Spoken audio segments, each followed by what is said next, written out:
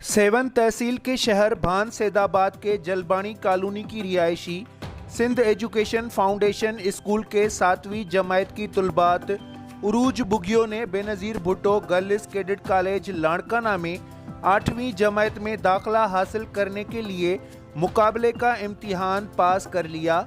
इस दौरान उरूज बुगियों का कहना था कि मुझे गर्ल्स कैडेट कॉलेज में पढ़ने का शौक़ था। अपनी मेहनत से आज दाखिला के लिए पास हुई हूँ। मैं अपनी कामयाबी अपने उस्ताज़ा और वालिदैन के नाम करती हूँ।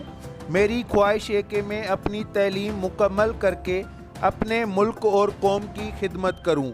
दूसरी तरफ उरूज बुगियों की कामयाबी पर उसके स्कूल इंतज़ामिया, उस्ताज़ा, तुलबा व तुलबात और वालिदैन की जानिब से खुशी का इज़हार करते मुबारकबाद पेश की और उरूज के वालिद मदनी बुगियों ने बात करते कहा कि मैं एक रक्षा ड्राइवर हूँ। रक्षा चलाकर अपने घर का गुज़र सफ़र चलाता हूँ। मेरी बेटी की सिलेक्शन होने पर बहुत खुशी हुई है, मगर मेरी बेटी की दाखिला के लिए 2,25,000 रुपये और ड्रेसेस किताब का 50,000 से ज़ायद की रकम का खर्चा मांग रहे हैं, जो कि तकरीबन 3 लाख तक का है।